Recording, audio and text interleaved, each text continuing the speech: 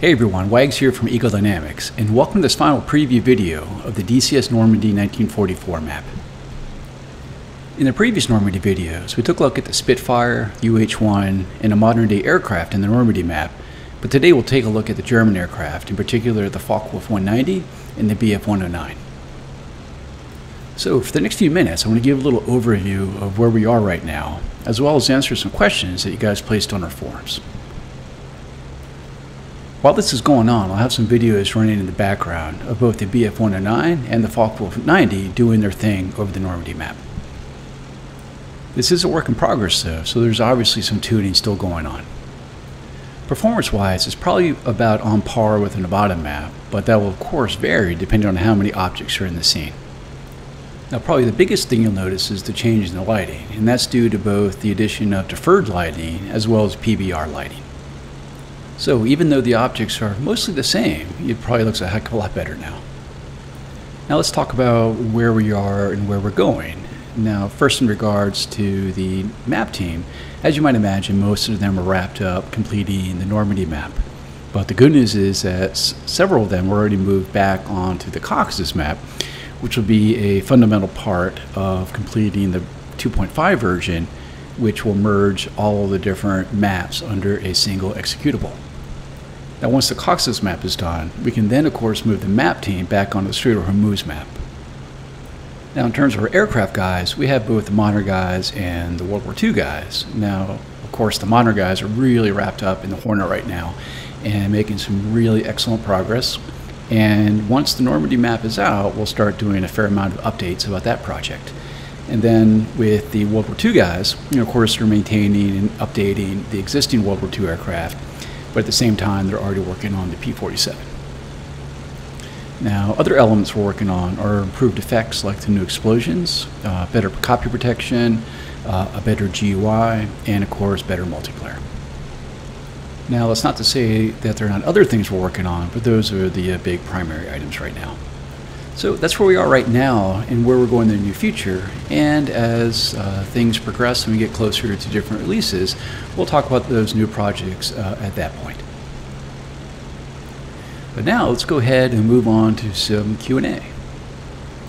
The first question is whether or not we'll be able to place forward operating bases, much like you can place helicopter landing pads in the game right now. And the answer is yes. We do plan on adding grass fields into the mission editor. It's just very much still in development and too early to show at this point, but it is certainly planned. The next question asks if the Normandy map will have moving maps like you do have in the A10C and the K-50.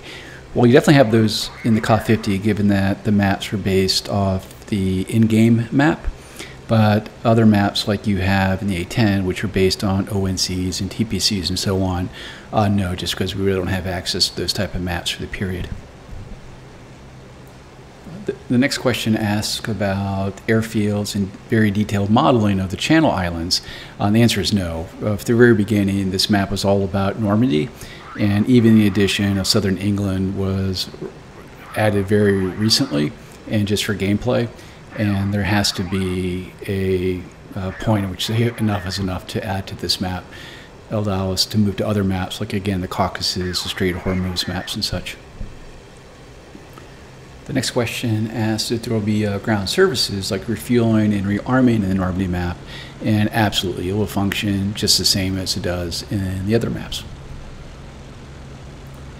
The next question asks if there are mountains and hills in the maps, and absolutely, particularly in more of the southern part of the map, there tends to be a lot of nice rolling hills, which is pretty handy if you want to do terrain masking and that sort of thing. Next is a question about when the keys will be available for the Kickstarter backers, and keep your eyes open next week, folks. Next, we have a question about bomber formations, and we actually have two new bomber formations in the editor now, specifically for the B-17, which has both co-altitude and split altitude formations in a standard B-17 boxed formation type. The next question was asking about the ability for static objects to emit sound, and we really don't plan that. We feel it's actually a lot easier to produce sounds based on a mission editor trigger. The next question was about other World War II aircraft that operated over Normandy in 1944, and we have a lot of those actually already planned in the assets pack, and you can see that in the video notes. Next we have a question of if there will be a Normandy and 109 and 190 bundle pack, and given our love of our studio director for bundles, probably just a matter of time. Next we have someone asking if we can put additional armor plates on tanks, and really no plan for that at this point. First and foremost, this is a flight sim, not a tank sim. Now granted, we're going to have the assets pack and future combined arms capability at some point, but at no point are we trying to be a tank sim at this point. So speaking of tanks, we also have a question asking if Russian 1944 tanks will be included, and really no plans, particularly this is Normandy. Now at some point if we do a Eastern Front World War II map, then it probably makes sense, but not really right now. So speaking of the assets pack, we have a question asking if all of the asset vehicles will be available at launch or later on. And again, I'll direct you to the video notes, which has a listing of what will be available at launch and what will be coming later on. Now the next question I think is about the beach fortifications in Normandy, and none of these are actually built into the map. All the different objects are placed in the editor. So this allows you the freedom of doing a pre-war or post-war type scenario, or to your heart's content, model the actual landing beaches in June 1944. So as the video portion of this video is coming to a close, thank you very much for watching the video and all the previous videos and all the great comments that you guys have had. So we sincerely hope you enjoy this upcoming map and all the great possibilities that it brings. Thank you.